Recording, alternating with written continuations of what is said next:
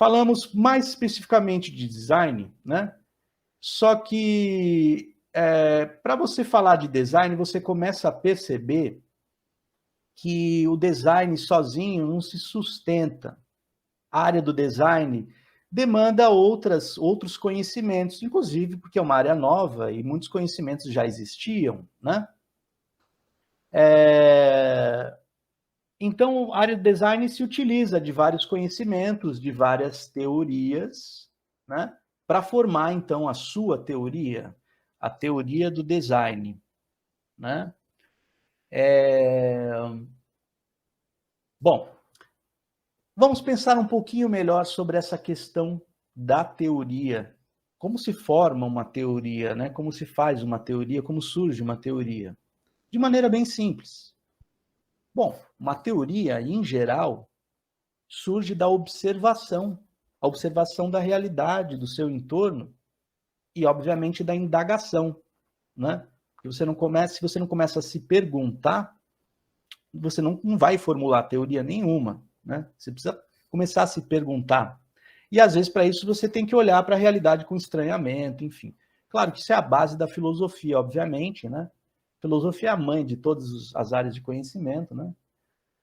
E, ao mesmo tempo, de uma maneira já mais desenvolvida, você começa a desenvolver habilidades de raciocínio e abstração. Então, as suas explicações, elas começam a ficar mais rebuscadas, mais desenvolvidas. Elas começam a ficar mais... Me faltou a palavra agora, né? Elas começam a ficar mais... enfim, rebuscada serve provisoriamente, né?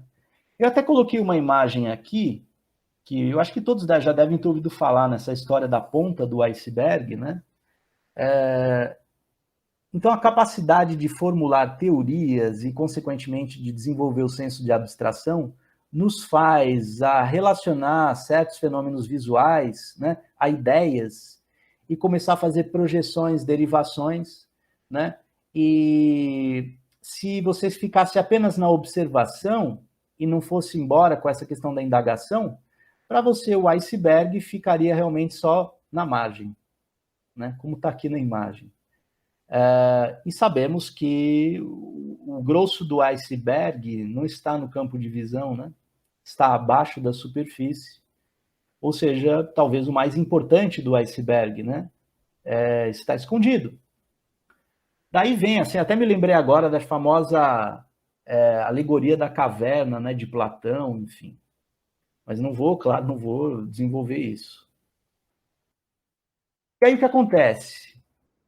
A partir do desenvolvimento humano das ideias, né, você começa a ter várias teorias, enfim, aí a gente chega no momento, né, que hoje se chama, né, de ciência. Aliás, a palavra ciência existia antes da chamada ciência.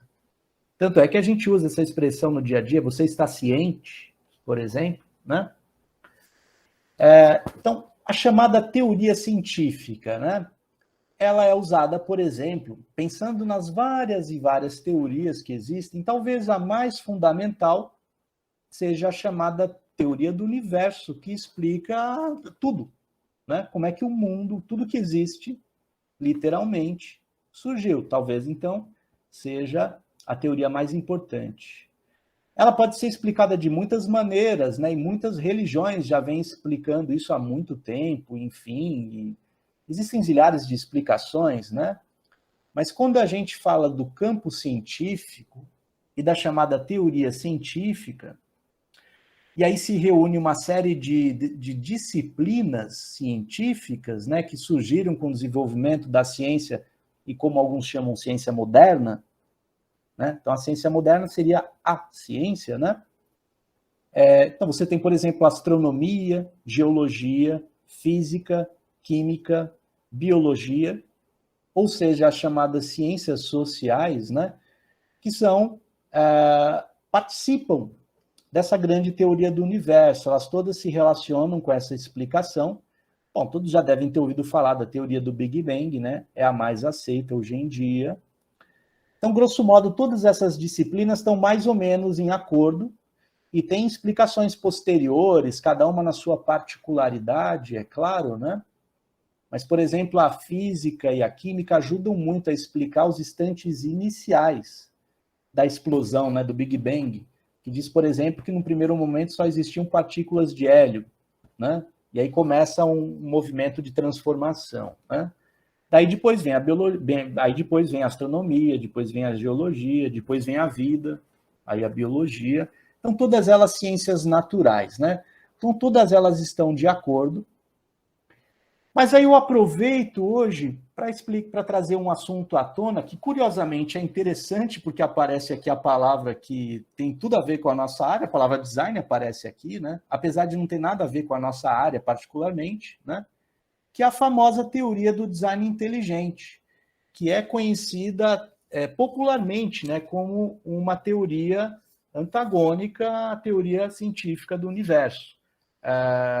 Antagônica porque, para a maioria da comunidade científica, não é uma teoria científica isso, seria uma pseudociência, né? Eu não vou entrar aqui em detalhes, mas talvez o que é importante considerar aqui é o seguinte: a palavra design, e aí a questão da palavra, não tem nada a ver com a nossa prática profissional, né? A palavra design aqui tem a ver com concepção, que é a origem da palavra, vem do latim designare, né? Que é ideia, concepção, plano mental, né? Então, o designer, que é um criador, que é um projetista, portanto, um criador, né? Empresta aqui, essa ideia emprestada, né? Para falar do surgimento do universo como um produto de algo inteligente, que seria um ser, né, uma entidade, na verdade, talvez a melhor palavra seja essa, uma entidade, digamos, divina, que muitos conhecem pela expressão Deus, por exemplo, né? Então, Deus seria uma entidade inteligente, responsável por tudo, por absolutamente tudo, e essa seria a essência da teoria do design inteligente. Não há nada de errado nessa ideia, né? E aí eu queria aproveitar para isso, porque eu estou falando, pessoal, que talvez isso aqui possa ser um assunto que entra, até no ENAD, por exemplo, é um assunto que acaba interessando, né? Não há nada de errado nessa ideia, né? Eu, particularmente, por exemplo, acredito numa entidade divina, né? Acredito numa inteligência para além do campo visual, do que a gente consegue compreender, entender, visualizar, que é a chamada... me faltou agora a palavra do Thomas Kuhn, né? Incomensurável, incomensurabilidade, né? A gente não tem condições de saber o que é, de ter acesso, né? Mas veja, isso não é uma teoria científica, né? É isso que a gente tem que saber separar, né? E por que não é uma ideia científica? Porque ela não pode ser verificada, ela não pode ser testada, entendeu? Então, você tem uma hipótese, você pode ter várias hipóteses, mas se ela não pode ser experimentada, ela não pode ser testada, a sua ideia pode ser maravilhosa, pode ser verdadeira, pode ser plausível, mas você não pode chamar isso de ciência, entendeu? Porque para chamar de ciência, a palavra ganhou um contorno definido, né? Existe um escopo, né? Então você não pode chamar isso de ciência porque não pode ser testado, né? Então Deus não é uma hipótese científica. Isso não quer dizer que eu, particularmente, que acredito, não me oponho à ideia de Deus, né? Mas eu entendo perfeitamente que não é uma hipótese científica. Por quê? Porque não dá para você provar cientificamente que Deus existe, assim como não dá para você provar que não existe. Não dá para você provar cientificamente. Ou seja, não é uma questão científica. Agora veja onde a gente vai chegar, né, com essa discussão. Para trazer conhecimento, né, e falar de teorias e ideias e chegar no design, né? A teoria científica tem muito a ver com certos métodos e, portanto, com uma determinada metodologia. O que é clássico na ciência, na teoria científica e, portanto, na metodologia científica, o professor Dino até agora há pouco falou do método dedutivo e do método indutivo, apesar que ele falou isso dentro do contexto de projeto, né? Porque tem um outro contexto que é o contexto científico puro mesmo, né? Mas para falar da metodologia essencialmente científica, ciência, né, se desenvolve através de hipótese e experimentação. Essas duas coisas são fundamento da ciência. E para quem quiser entender melhor isso, Basta pesquisar mais sobre Galileu Galilei e Francis Bacon, né, que são basicamente os pilares da fundação do que se chama hoje de ciência e que na época chamava-se ciência moderna. Né? Agora, é claro que a ciência vai se desenvolvendo, então é importante falar também de uma outra referência que é importante até para a área do design, em termos de metodologia, enfim, que é o Karl Popper, né? Karl Popper é muito lembrado a respeito dessa questão da verificação e da falseabilidade. Ele pregava muito isso, né? Que toda teoria científica, toda proposição, ela tem que ser falseável.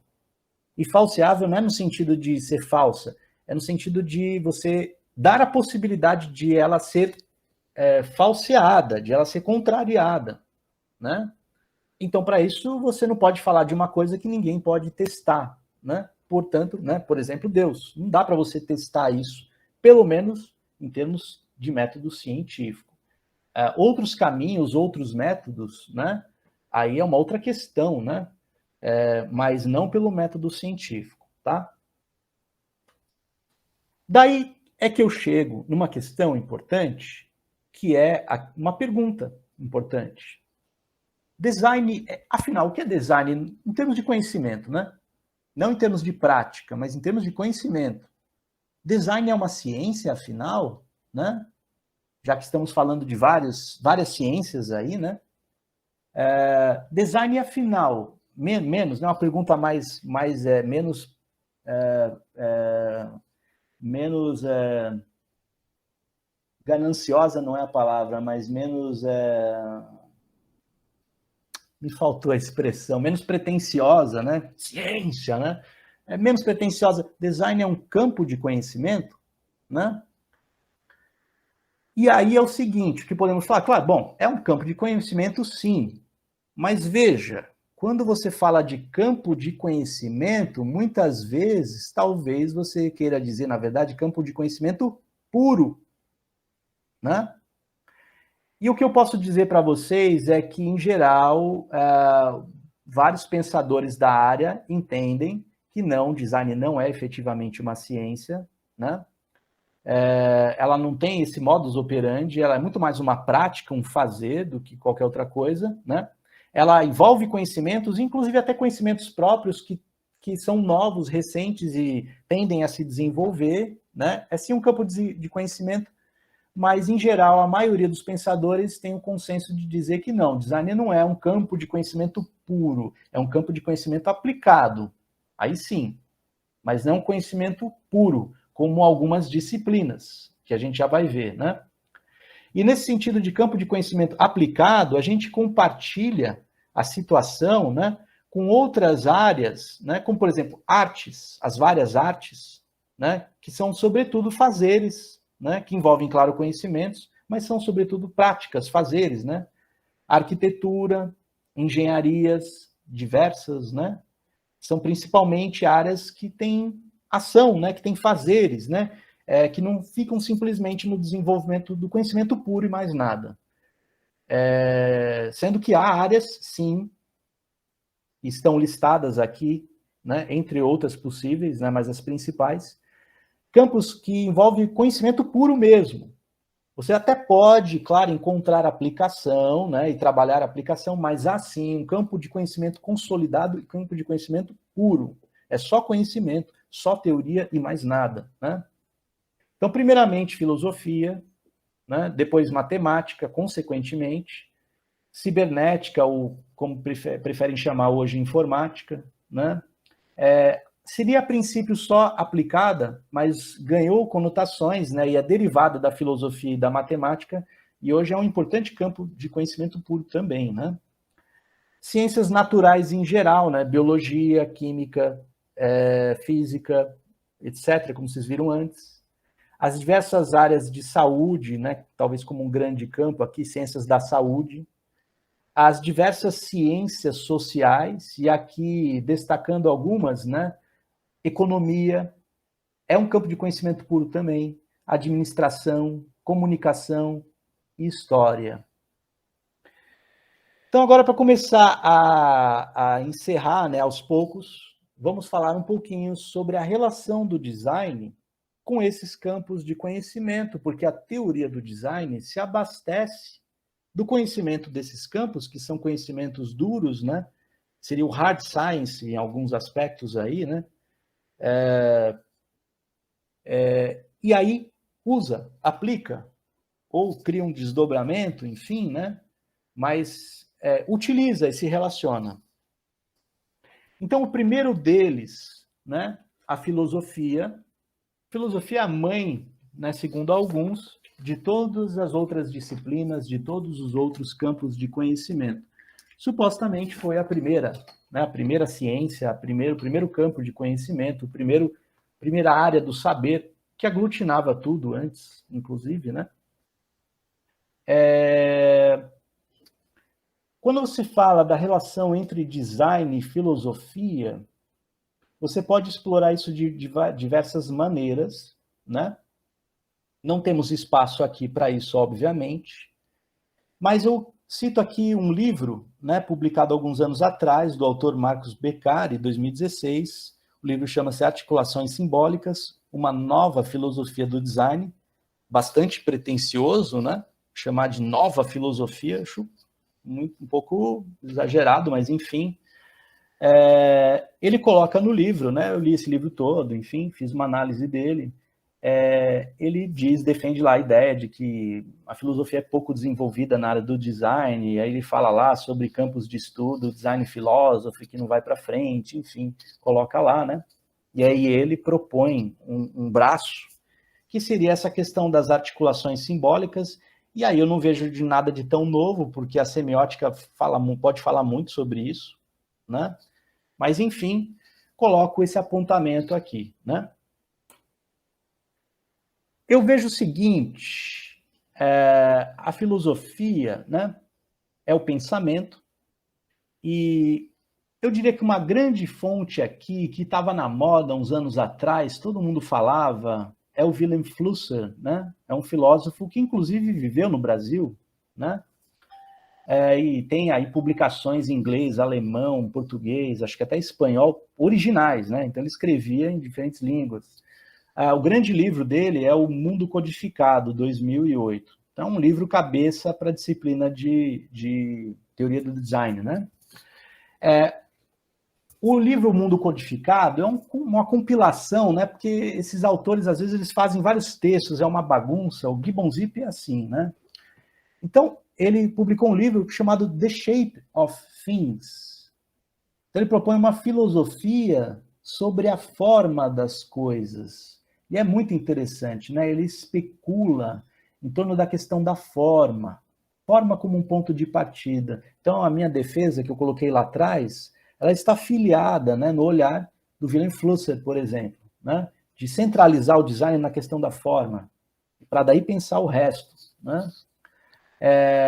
Então, The Shape of Things, a forma das coisas, né? E realmente, poxa, a forma é uma coisa muito interessante. A beleza das formas, as formas são atraentes. Poxa, eu escolhi design por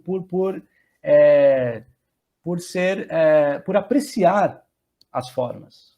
E acredito que talvez muitos aqui também tenham feito isso e, de alguma maneira, sintam isso, né? Uma atração pelas formas, uma apreciação pelas formas, né? É um valor, é uma coisa interessante, cativante, como é a figura do pentagrama, da estrela perfeita de 5 pontas, na qual está embutida o pentágono, que é uma figura perfeita de 5 lados, e que está relacionada ao chamado a proporção áurea, que o professor Dino citou agora há pouco aí, né? Como um fundamento de projeto que você pode seguir, né? Então, eu quero fazer um desenho, criar um produto, vou me utilizar da sequência de Fibonacci, né? Da razão áurea, para fazer um desenho, né? E aí tem vários casos clássicos, como o cartão postal, a folha A4, o iPod, a tela de alguns computadores, e assim vai, né? Temos aqui também um ponto importante, né? Teoria do design, uma das teorias muito importantes, muito caras, né? Muito em evidência, de fundamental importância na nossa área, é a famosa teoria da Gestalt, ou da Gestalt. E apesar de aqui estar a palavra forma, não é exatamente uma teoria sobre a forma, mas sobre a percepção visual da forma. Mas aqui a forma é vista, na verdade, como uma palavra, e assim como o alemão Gestalt, né, significa isso, não significa apenas shape. A palavra Gestalt, que significa forma no aspecto mais amplo da visualidade, todos os aspectos, é cor, é textura, é forma, tudo, brilho, sei lá o quê, tudo. Qualquer coisa que você envolve um estímulo sensível, visual, né, que você percebe e não vou dizer julga, mas captura, né? E aí que tem a ver com a percepção visual, tem a ver então com essa ideia de forma, portanto, Gestalt, e aí a teoria da Gestalt. Eu não sei se aqui eu deveria falar sobre a teoria da Gestalt, mas isso seria uma aula inteira, né? Não dá, não temos esse espaço, né? E acredito que muitos aqui já tiveram contato com isso. Se não tiveram, que pelo menos essa aula sirva como uma provocação, que, para além do ENAD, está na hora de você sair desesperadamente correndo, quero entender, preciso entender sobre a teoria da Gestalt, né? E é fato, se você não entende pifas sobre teoria da Gestalt, está mais do que na hora de você sair correndo, desesperado, para ver melhor o que é isso, porque isso é um dos pilares da nossa área, né? Agora, essa ideia de teoria da forma mesmo, né? Ela se relaciona melhor com o que chamamos de geometria, né? E isso já era desenvolvido antes, porque a teoria da Gestalt é do século XX, né? A geometria é muito antiga. Na verdade, a geometria, a maioria deve saber que ela faz parte da matemática, mas o que pouca gente sabe, talvez, é que a matemática ela é produto da filosofia, ela é derivada da filosofia. E a geometria foi uma das primeiras matemáticas que se contextualizou, né? E a geometria, então, é filosofia pura, na essência, né? E o que é interessante é o seguinte, para começar a pensar, né? Teoria do design, design forma, construir formas, desenhar, delinear, babá, né? O que é geometria? Desenho geométrico, eu tenho que aprender a criar ângulos, usar o compasso, trigonometria, tal, e termina por aí, aquela coisa chata. Não. Geometria é muito mais do que isso. Pega só o nome, né? O que é geometria? Geo é o espaço. Geo significa espaço, né? É o lugar onde vivemos, né? É o que conhecemos. Pode ser que existam outras coisas, né? Mas o que conhecemos é isso, chama-se espaço, né? E o geo é o espaço em qualquer lugar, né? E metria é medida, obviamente, mas não é só medida. É tomar conhecimento, é saber, é entender, é conhecer, né? Então, geometria é entender o espaço. E se geometria é isso, né? Isso é fundamental para a área do design, porque se fazer design é criar formas, e sejam elas formas bidimensionais ou tridimensionais, né? Para você criar formas, você tem que entender do espaço, que as formas elas se manifestam no espaço. Elas acontecem dentro do espaço. E quando você entende o espaço, eu falo isso porque não é todo mundo que entende do espaço. Entender o espaço significa você ter visão espacial. E essa é uma das habilidades que mais se espera do designer, né? Ter visão espacial, né? Outras áreas não precisam, né? A área de direito, que é criar texto, lei, quem é dessa área não precisa ter visão espacial, né? Não é uma habilidade necessária. Na nossa área, não. Né? Na nossa área é fundamental, você precisa ter visão espacial.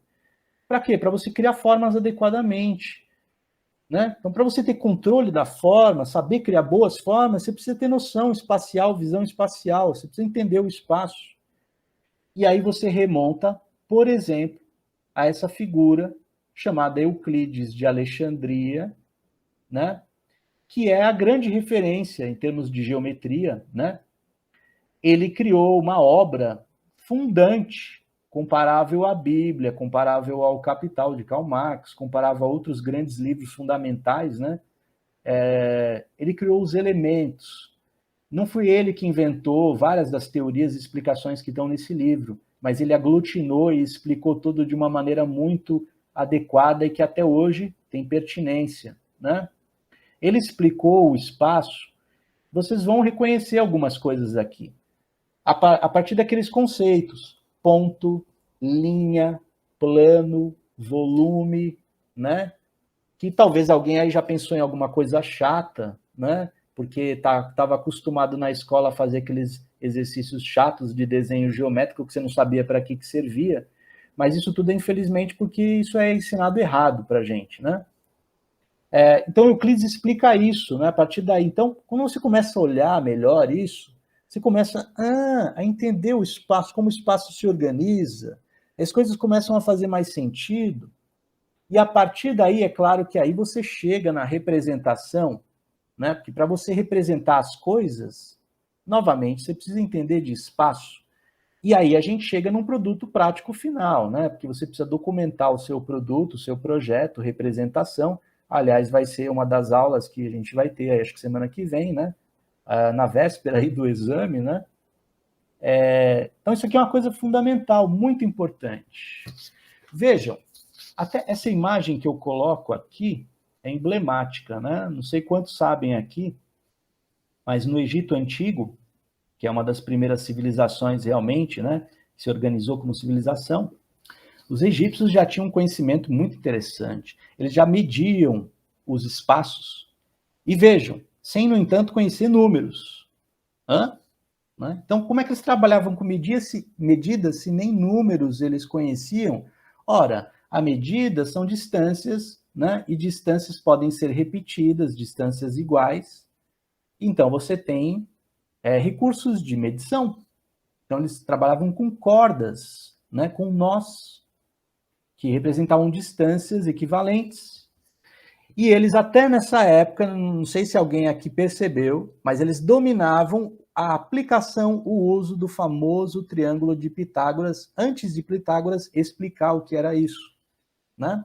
Eles já usavam, né, essa dinâmica aqui.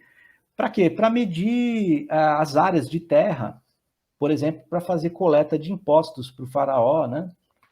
E aí vieram os gregos, que eram, como dizem, um vagabundo, né? Que não faz nada, fica só pensando, só ficar sentado lá. Então os gregos vieram, os egípcios trabalhavam, tá, né? Os gregos ficaram olhando e começaram a formular umas ideias, né, pensando sobre isso, tal. Pô, interessante, tal. Não, peraí, deixa eu formar uma explicação. E aí veio, né, todo o legado da filosofia a partir da civilização grega, que muito, né, se organizou a partir dos feitos da civilização egípcia, né?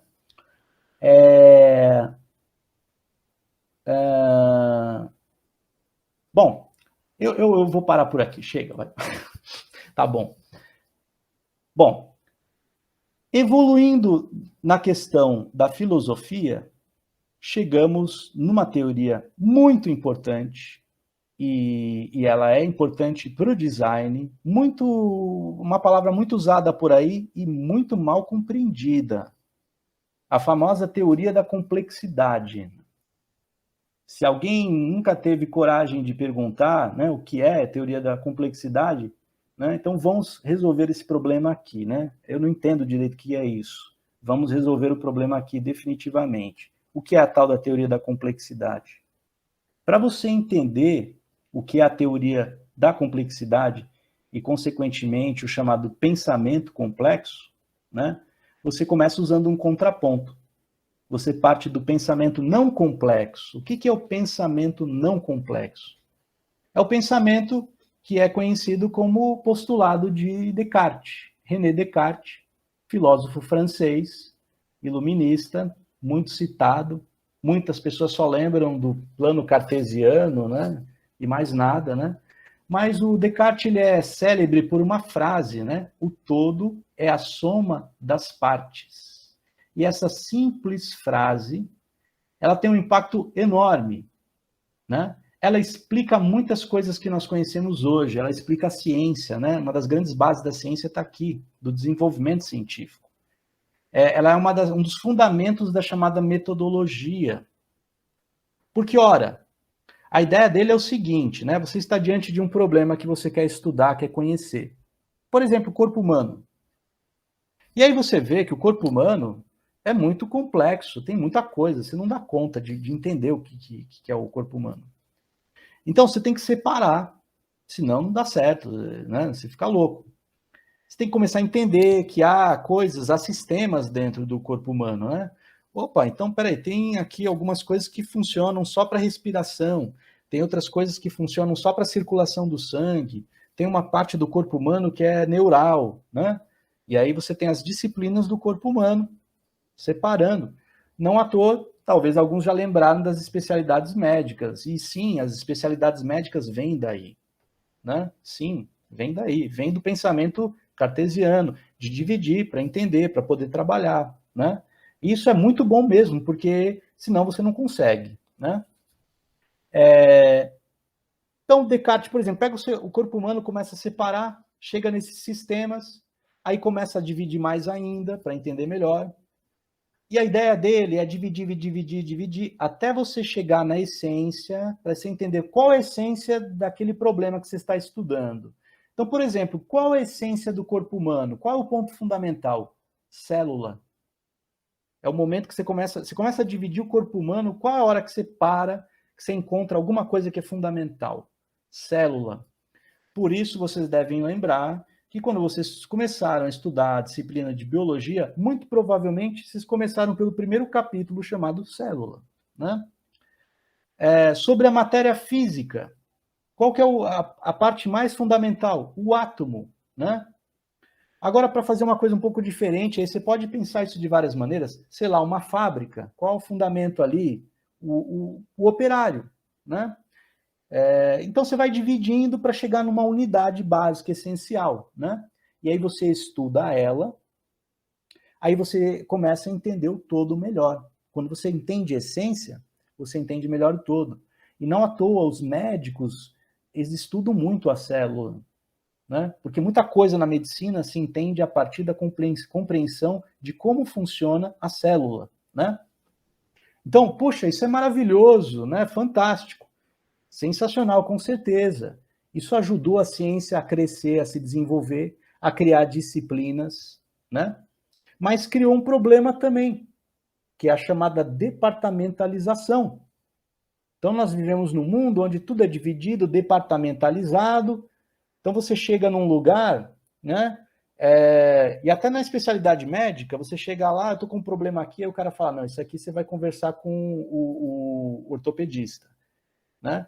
Ah, isso aqui você vai conversar com o dermatologista, né? Ou você chega num lugar, né, que você quer trabalhar conhecimento, ah, isso aqui é outra área, isso aqui você vai lá na antropologia. Ah, não, isso aqui você vai na geografia, né? Tudo departamentalizado. Então, ao mesmo tempo que isso foi muito bom, foi muito produtivo, há o outro lado. E aí alguns pensadores, que são os pensadores da complexidade, do pensamento complexo, começaram a perceber isso e começaram a propor uma visão diferente, antagônica, que é justamente contrário, exatamente contrário da visão de Descartes. Enquanto que ele diz aqui o todo é a soma das partes, eles dizem não, o todo não é a soma das partes, o todo é mais do que a soma das partes, né? É também as partes e outras coisas que muitas vezes nós não temos noção do que é, né? Em geral, eles todos se colocam nessa condição, né, de insuficiência mesmo. Isso tem a ver com a chamada crise que passou a existir no meio acadêmico, a crise do conhecimento, a crise das incertezas, né?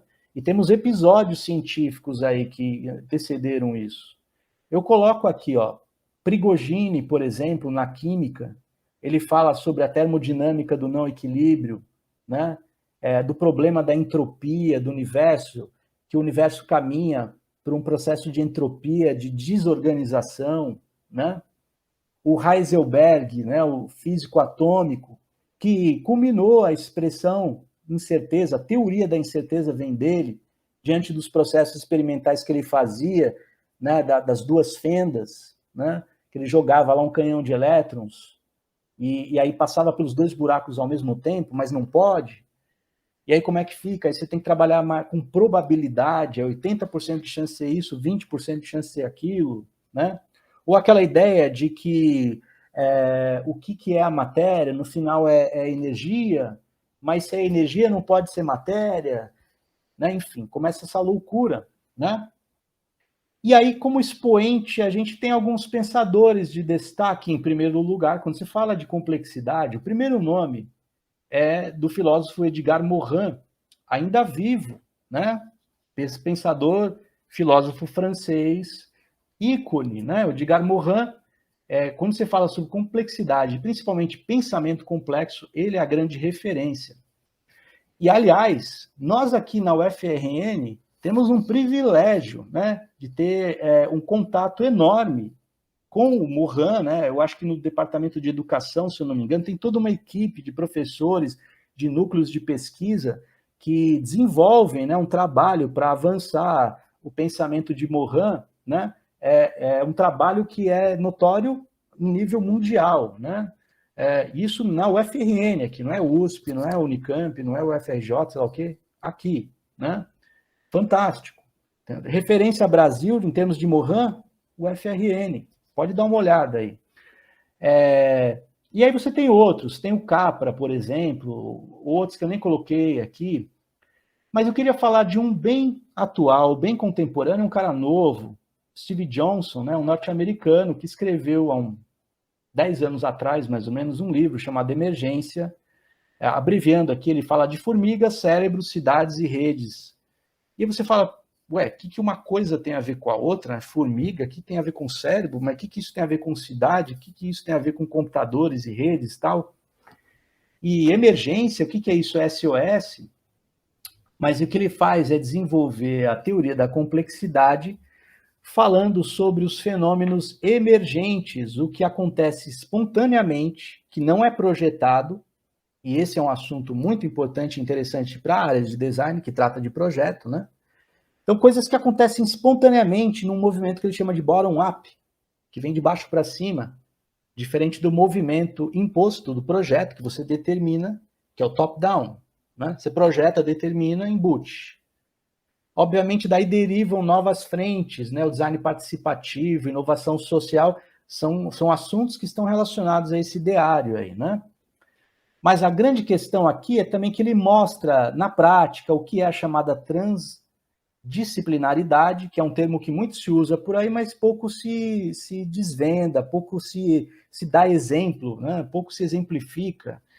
Quando ele fala de formigas e cérebros, cidades e redes, ele está deixando de lado as disciplinas, os departamentos, e está falando de um problema transversal, que é o seguinte, a dinâmica de redes.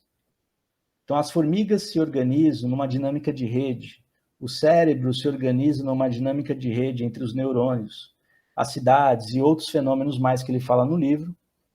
E a questão é que ele responde bem essa pergunta, porque se você pega o formigueiro e divide ele, qual é a unidade essencial do formigueiro?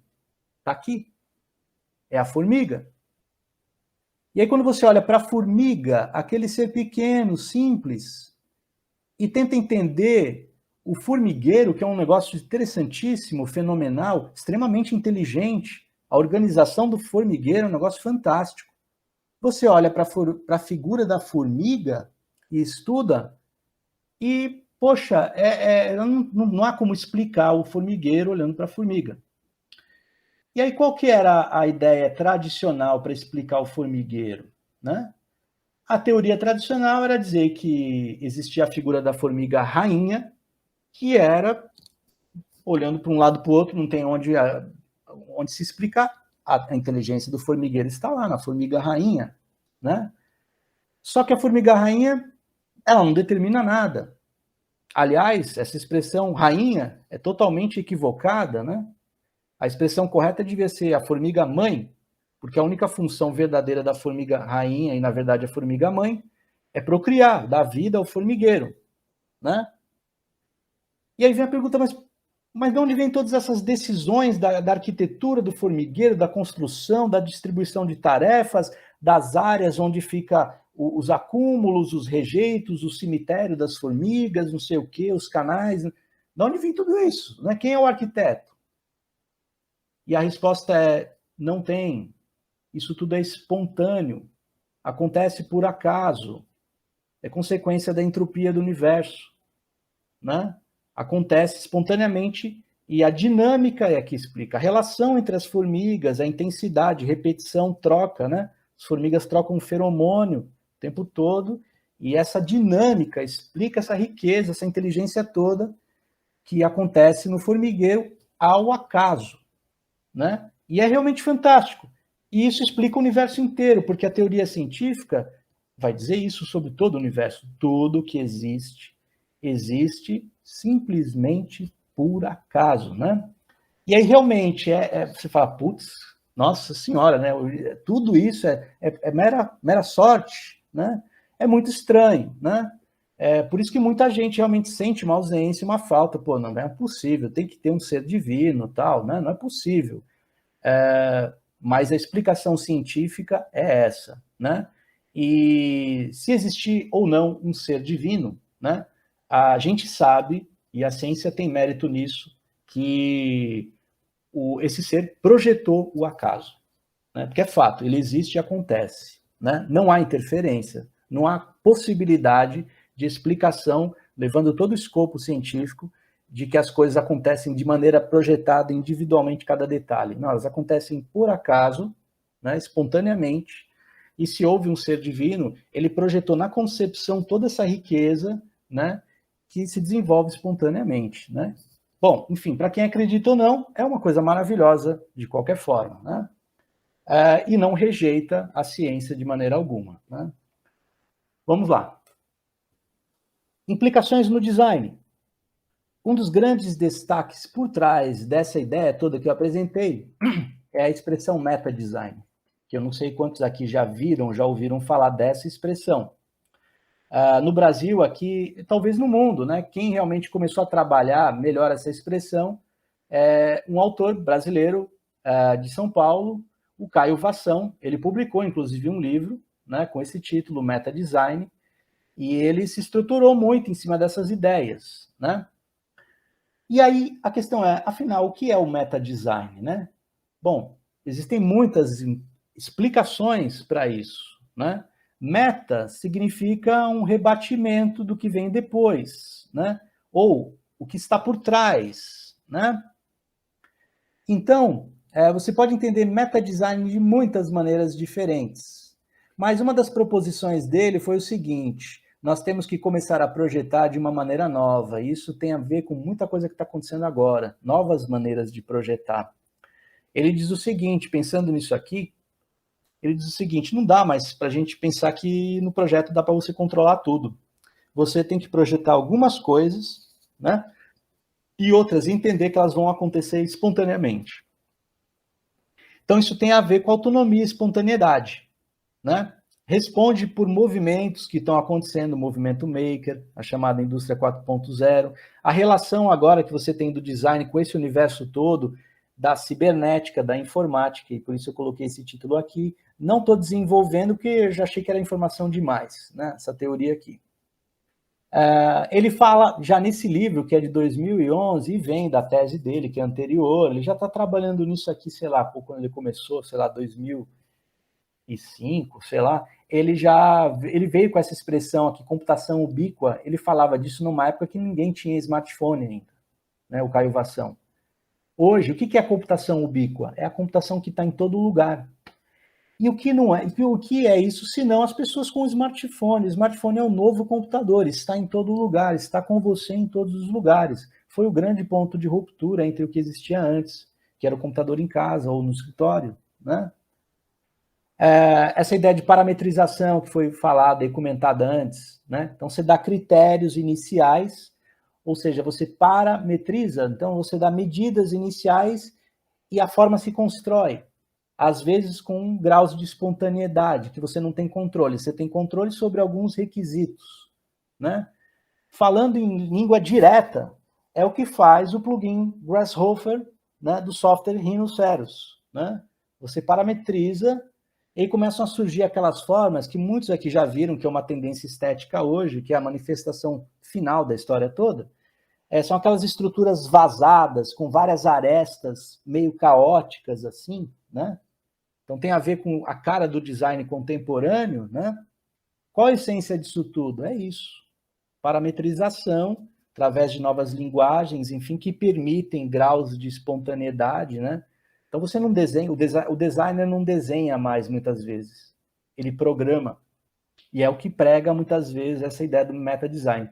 Por isso que o meta-design começou a se afiliar muito ao design digital, porque o design digital tem muito a oferecer, né? Porque programação, você precisa de uma base para sustentar uma programação. Não dá para fazer isso numa infraestrutura estática, que não tem energia própria, por exemplo, né? Na programação isso dá certo. Então o meta-design repercutiu muito no universo do design digital, né? Bom, há muito para se falar, mas novamente eu tenho que encerrar logo isso aqui, porque eu já falei demais, né? Tem mais algumas coisinhas. Mas eu queria ainda falar que um outro autor também que tentou trabalhar essa ideia do meta-design e acabou até tendo que usar um outro termo, que é o meta-projeto, né? É o João de Moraes. Ele até nesse livro dele, ele publicou, ele chama o metaprojeto de o design do design, que no final é a mesma coisa que meta-design, né? Aliás, projeto e design muitas vezes são palavras equivalentes, né? Mas o trabalho do João de Moraes, ele já não desenvolve isso aqui, né?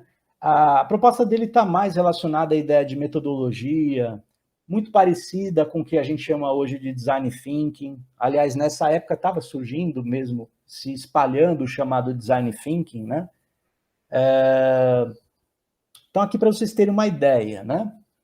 Então, ele fala aqui de cenários, né? Análise de cenários, muito a ver com metodologia. E realmente, quando você fala de meta-design, ou até projetar o design, que é fazer o design do design, ora, isso você pode simplesmente pensar como uma velha e boa metodologia, né? Metodologia é projetar o projeto, né? Fazer metodologia é fazer métodos, é projetar o projeto, projetar métodos, né? Então, você pode entender meta-design dessa maneira, por exemplo, né? São várias possibilidades, tá? E daí é que vem o design thinking também, né? Que para muitos seria uma nova metodologia, enfim, mas parece que, e eu ouço isso de muitos colegas, né? Que na verdade é uma expressão nova para que as pessoas que não são da área de design entendam o que o design é na verdade, né? Que as pessoas da área defendem a ideia que é uma compreensão errada de que fazer design é só projetar aparência, né? Criar aparência, enfim, fazer desenhos estéticos, decorativos, né? Enfim. Bom, eu termino ainda citando o livro do Rafael Cardoso Denis, grande autor, excelente, Design para um Mundo Complexo. Ele não desenvolve muito a ideia de complexidade, mas a palavra está aqui presente. Bom, uma outra relação do design com as ciências biológicas. E aqui uma questão central, ciências biológicas, biologia, vida, corpo humano, né? As ciências da saúde. O que o design se relaciona muito com esse campo de conhecimento puro está na área de ergonomia. E uma outra palavra para ergonomia que eu gosto muito é a expressão fatores humanos.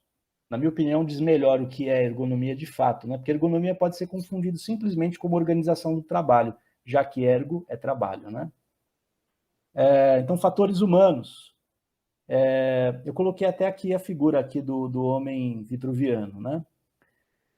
Então, essas áreas, biologia, medicina, esportes, psicologia, tudo isso é explorado pela ergonomia e é importante para o design. Traz conhecimentos, teorias que podem ser aplicadas e usadas para fazer os produtos que fazemos, né?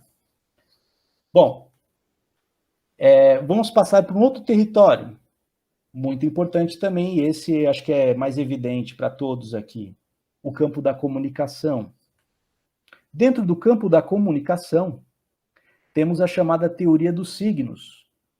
Como eu vi que não tinha esse momento para ser explorado nas outras apresentações, eu falei, vou falar um pouco também de teoria dos signos, que está dentro da teoria do design, né? Uma coisa importante, a teoria dos signos, a origem, né, dessa chamada teoria dos signos remonta a duas frentes, dois grandes pensadores, um francês e outro norte-americano.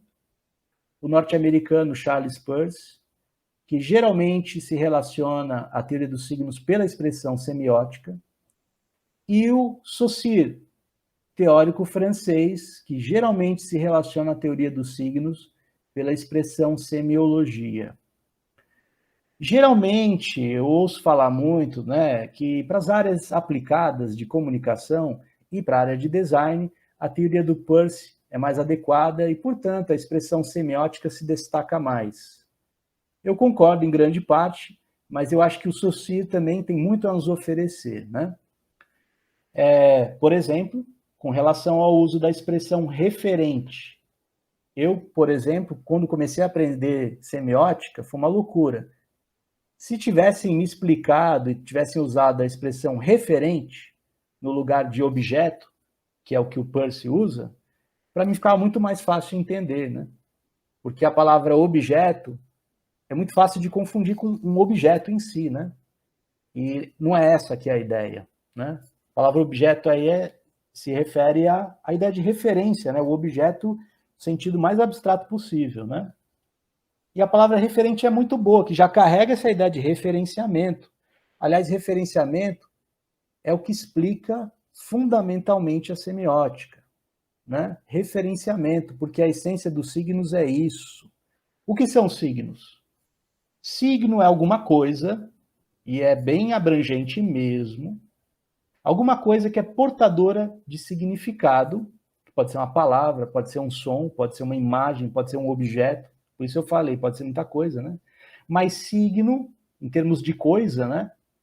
Olha só que explicação engraçada, né? Signo é uma coisa que está no lugar da outra. Que explicação mais esdrúxula é essa, né? Bom, vocês vão entender. É muito simples, né? Signo é qualquer coisa que você usa na ausência de outra coisa. Que é um exemplo muito básico, uma palavra.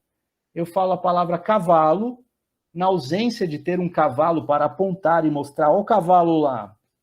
Eu falo a palavra cavalo, ou até escrevo cavalo. Qualquer um desses dois, são dois signos, né? Refere-se ao mesmo referente, que é o cavalo, né? E esse é o processo essencial, fundamental da semiótica. Ah, puxa, então isso aí serve para tudo, sim, qualquer coisa, fotografia, texto, palavra, fonema, sinais, qualquer coisa, né?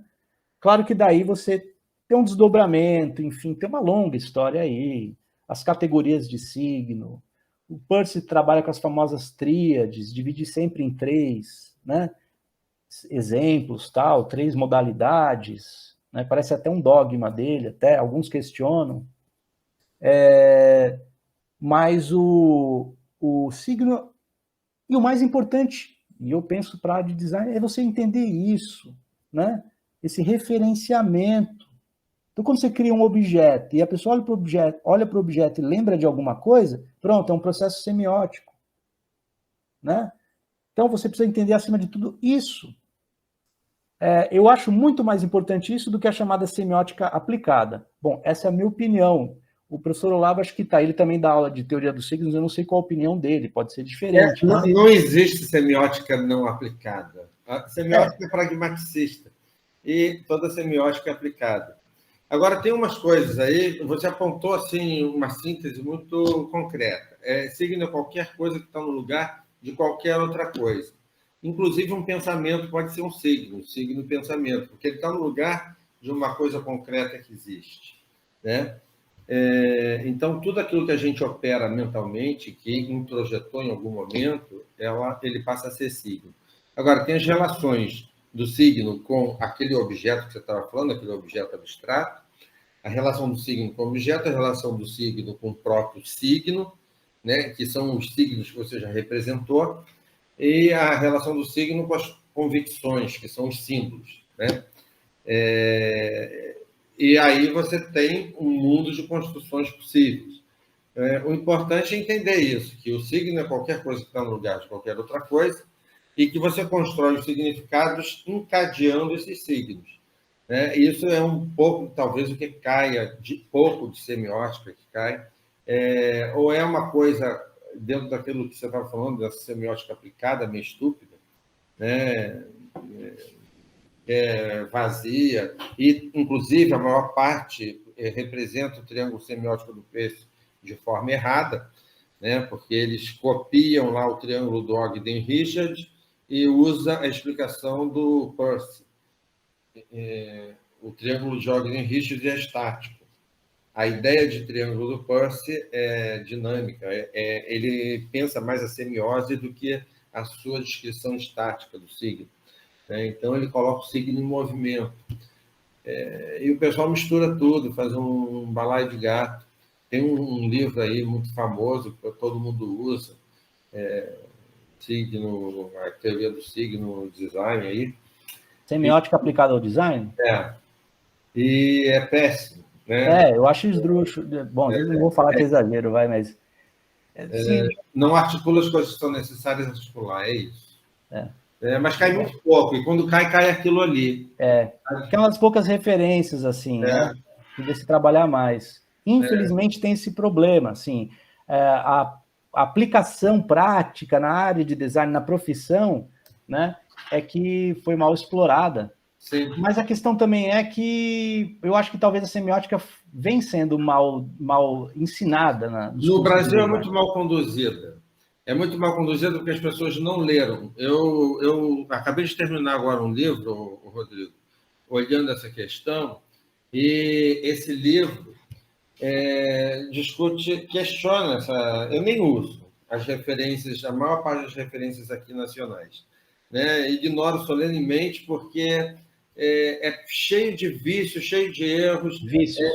A tradução da tradução. Não é fácil ler Peirce no original. Ele tem um inglês péssimo para a gente. Tem umas aplicações pobres, né? E eu não sei o que você pensa, desculpa falar aqui, mas o trabalho da Santa Ela eu não admiro, não. Assim, eu acho que ela é da área de letras e ela é extremamente verborrágica, escreve 500 páginas, entendeu? E isso me irrita muito. Por ser da área de design, sabe, esperar uma coisa mais sucinta, eu não aguento essa verborragia toda, sabe? Isso daqui foi o livro dela que me fez excluir ela de todas as citações. É péssimo essa semiótica aplicada aqui.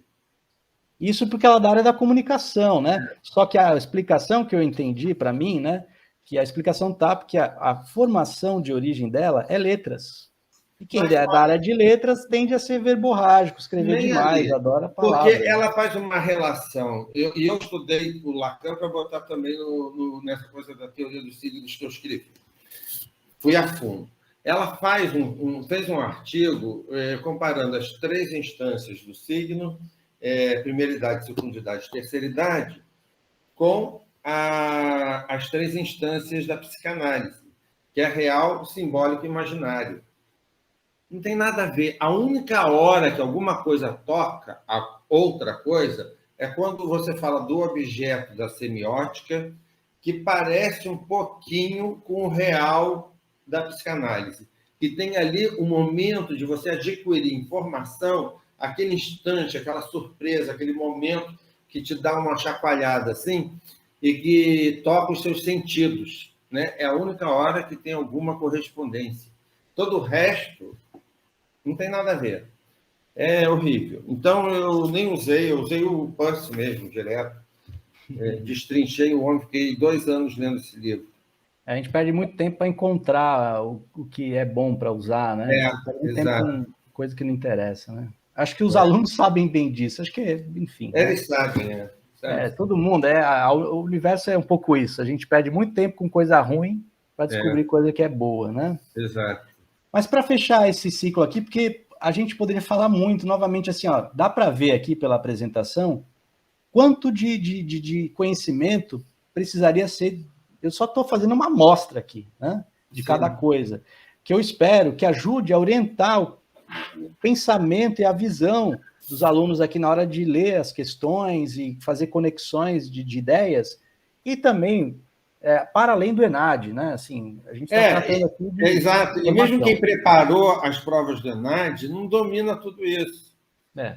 Se puser o cara que fez a prova, os caras que fizeram a prova do ENAD para fazer a prova do ENAD, eles muito provavelmente não vão acertar as outras questões que os outros elaboraram. Exato. Provavelmente. Exatamente. Bom, retomando aqui, eu acredito que a Maria leu, mas eu vou ler rapidamente. Para existir comunicação, precisa existir linguagem. Para existir linguagem, precisa existir referenciamento, porque você fala de uma coisa referindo-se a ela, né? E para existir referenciamento, precisa existir o signo, né? Bom, isso aqui a gente já falou, vamos em frente. Outro aspecto, que também talvez o professor Olavo queira falar alguma coisa, mas teorias antropológicas, né? Um grande aspecto de destaque, até coloquei aqui, questão de cultura. Cultura não no sentido, né? Porque tem esse problema, né? De entender que é alguém letrado, né? Cultural, né? Tem cultura e letrado, né? Essa postura vem sendo muito questionada, não só no meio acadêmico, mas acho que hoje em dia na sociedade em geral, né? Mas as teorias culturais muitas vezes tratam, né, dos fenômenos culturais, portanto, das questões simbólicas, e aí faz uma ponte com a semiótica, obviamente. Aqui, uma expressão que estava na moda um tempo atrás, e talvez seja importante, tribos urbanas, né? Por conta da relação de alguns estudos tradicionais da antropologia, né? Porque muitos antropólogos fizeram que tipo de trabalho? Foram estudar o que se chamava, né, de povos selvagens, primitivos. São expressões completamente ultrapassadas hoje, né? Por exemplo, os índios brasileiros, que estão aí até hoje, né, seriam povos selvagens, primitivos. Isso é muito questionável, né? Mas antropólogo, em geral, tem muito interesse por sociedades não contaminadas pela civilização ocidental, de berço gregoriano, de berço grego, né, por exemplo, e tal, né? E aí tem essas organizações tribais, de tribos, e uma das coisas que existe, eu não lembro agora quem propôs inicialmente esse termo, tribos urbanas, mas enxergar dentro da sociedade urbana contemporânea, né, a constituição do que pode se chamar de tribos, pelos costumes, pela questão simbólica, pelos hábitos, pelos aspectos culturais, falando de hábitos até do Bourdieu, né, por exemplo. Então, essas trocas culturais, enfim, envolvem códigos, né? E esses códigos são elementos vários, né? Simbólicos, enfim, como, por exemplo, alguns traços, alguns elementos estéticos, e por isso a replicação na área do design.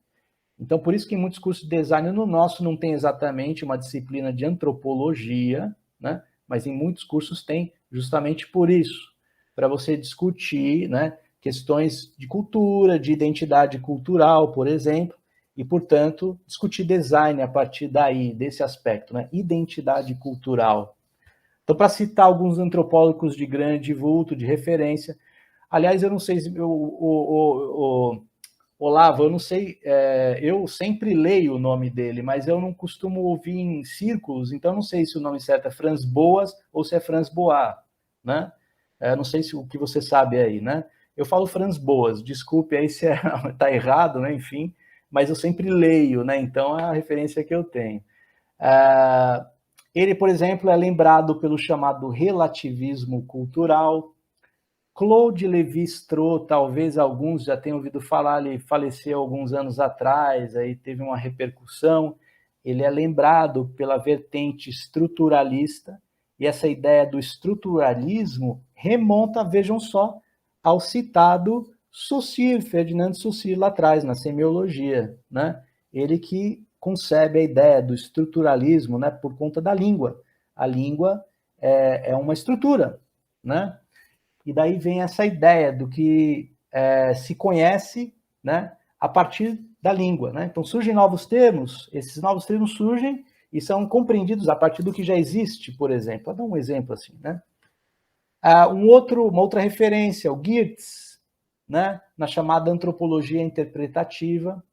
E falando mais relacionado à área do design, né, nós temos a expressão cultura material, que é uma expressão que, alguns anos atrás, ganhou muita força, né? Por conta dessa relação da antropologia com a arqueologia, né? Você entender uma sociedade do passado, mediante as escavações, né? Você encontra o quê? Você não encontra as pessoas, você encontra registros da civilização. E esses registros, muitas vezes, são coisas. E aí você começa a entender a civilização através das coisas, que é um trabalho típico na arqueologia, né? Então, na arqueologia, essa palavra tem muita importância, cultura material. Você entende a cultura, os valores, a partir dos recursos materiais, dos resquícios materiais, né? Então, como tribos urbanas, uma replicação para o presente. No design começou a se discutir, porque o design trata mais essencialmente de coisas e não de pessoas, no primeiro momento, né? Então começou a se discutir que as coisas que o design produz, né, refletem a cultura e explicam a cultura e podem ser analisadas dessa maneira. Isso é muito interessante, né? E uma referência nesse campo, né, é o antropólogo Daniel Miller, né? Tem um outro também que tem um texto interessante, A Vida das Coisas, o Apadurai, enfim, né? Apenas referências, é bom vocês ouvirem nomes, né? Vai ouvindo, vai se acostumando, dali a pouco, já ouvi esse nome, enfim, não estou esperando aqui que vocês tenham maiores compreensões sobre cada questão que está sendo apontada aqui, né? Não dá. Partindo ainda para uma outra, já estou terminando, tá? É muita coisa, mas já estou terminando. Administração. Eu, quando fui aluno de design, tive uma disciplina de administração. Fui estudar lá as teorias organizacionais, a chamada administração científica. Então, é um assunto importante, relevante, relacionado à área do design. Quando se fala em administração científica, a primeira referência é esse cara aqui, que era um engenheiro norte-americano, o Taylor, Frederick Taylor, que acabou levando à criação de uma expressão que é o Taylorismo, né?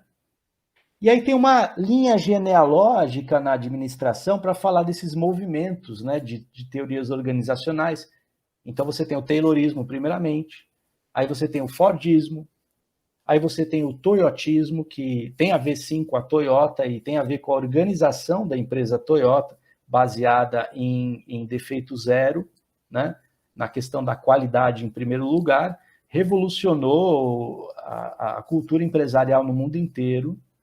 Aliás, fez o Japão aparecer no mapa, né? Porque hoje todo mundo fala do Japão, o Japão em evidência, Olimpíadas agora, né?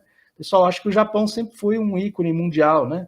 Mas nada, o Japão, antes do passado, era apagado, não tinha essa repercussão toda, né? Esse protagonismo todo que tem hoje o Japão, né? E o Japão, através da Toyota, deu uma arregaçada nos Estados Unidos, né? na produção, na industrialização, né? E revolucionou tudo. Virou padrão de qualidade mundial, e aí, a partir daí, todo mundo foi atrás desse movimento, né? E aí você tem outros, que é o Fayol, o Maio, o próprio Max Weber, que é mais ligado à sociologia em si, acaba sendo muito usado para falar de administração científica, enfim. Mas vale aqui um comentário, né? Muita gente lembra e usa aquele filme clássico do Charles Chaplin, Tempos Modernos, aquela cena, todo mundo já viu, né? Dele mexendo nas máquinas, aí ele sai com aquele movimento repetido, né? E faz aquela gracinha toda.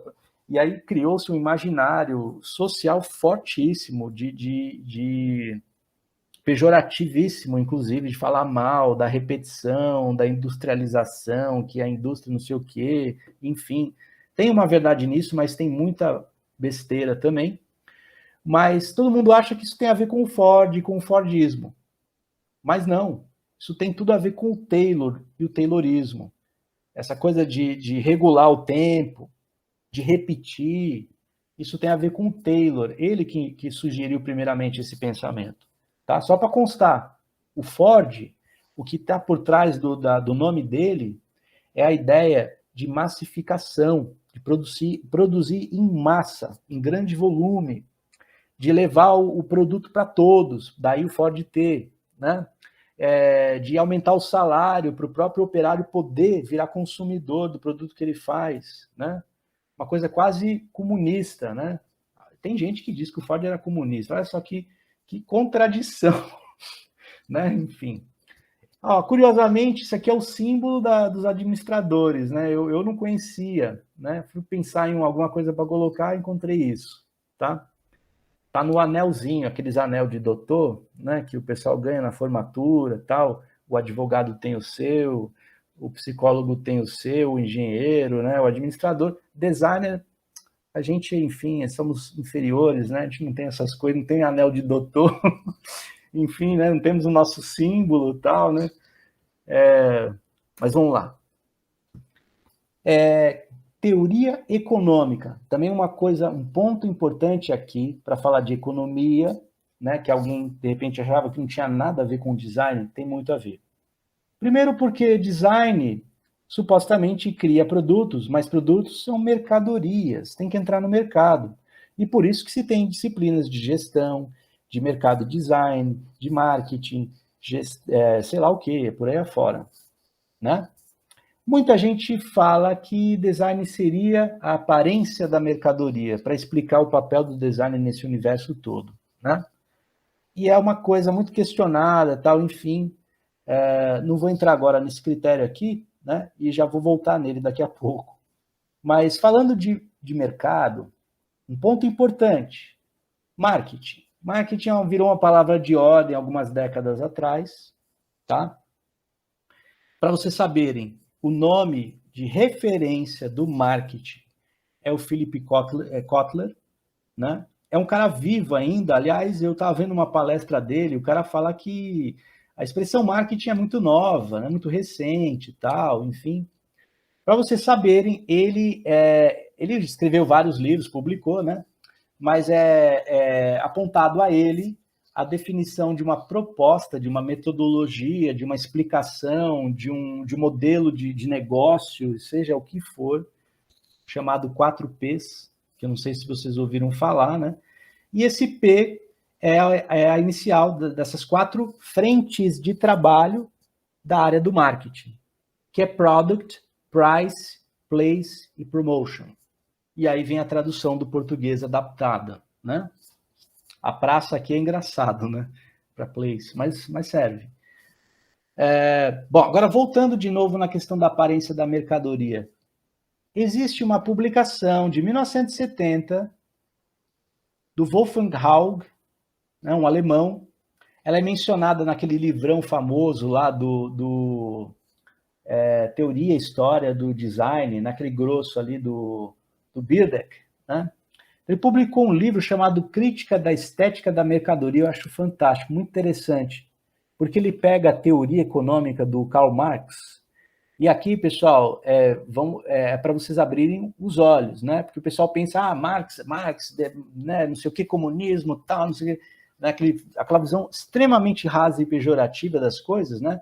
Mas saibam vocês, não sei quantos aqui sabem, mas o Marx ele é apontado como uma referência da teoria da mercadoria, né? O início do livro Capital se encarrega disso, de trabalhar o conceito, a definição de mercadoria. E uma explicação muito interessante que o Marx dá para porque ele é filósofo de origem, né, o Marx. Então ele fala dessa dessa ambiguidade, essa característica ambígua da mercadoria, que são os dois valores que se correspondem, se intercalam, né? O valor de uso, que é supostamente para que o objeto serve, e aí podemos pensar em design em termos de funcionalidade, né? Para que serve, para que você usa, e o valor de troca, valor financeiro, valor econômico, quanto custa, né? Não dá para desenvolver muito profundamente isso aqui, quem tiver interesse procure, mas ele faz um desdobramento que um outro autor importante também dos pós-estruturalistas, que é o Roland Barthes e o Baudrillard, né? Eles falam um pouco sobre o problema conceitual do valor de uso, né? que o valor de uso, enfim, às vezes não dá certo essa questão de uma certa maneira, né? E aí esse cara aqui, ele aproveita essa ideia, que é muito interessante, para questionar o problema que, em essência, tem a ver com o design, por trás dessa ideia aqui, a aparência da mercadoria. É claro que ele está no momento da contracultura, ele está falando mal da sociedade de consumo, está questionando o consumismo e tal, mas ele diz que, na verdade, o valor de uso não é um verdadeiro valor de uso. Ele diz que o valor de uso aqui, que é equivalente ao valor de troca, que é o preço, é, na verdade, uma projeção do valor de uso. Ou seja, isso vocês devem saber muito bem. Ele quer dizer o seguinte, que o que você paga para comprar os produtos por aí afora, esse valor, esse preço, ele não corresponde ao que o objeto realmente vale em termos de utilidade, de fato, mas sim ao que você acha que o produto vale. E tem muito a ver com marcas e grifes e propaganda e tudo mais. Esse aparato todo que a gente é bombardeado o dia inteiro, né? E por isso ele diz, há um aumento da projeção do valor, você acha que as coisas valem mais do que na verdade elas valem, que elas servem mais do que na verdade elas servem, e, portanto, elas passam a valer mais. Então, uma ideia muito interessante. Aí ele faz uma crítica sobre o design, que tem um papel aí de aparentar, fazer o produto parecer, através do design, que ele é melhor do que na verdade ele é. Que ele vale mais do que na verdade que ele é mais útil do que na verdade ele vale. Né? E é quente isso, porque o design realmente trabalha muito com a forma, né? É a primeira impressão que você tem do produto, tal, queira ou não.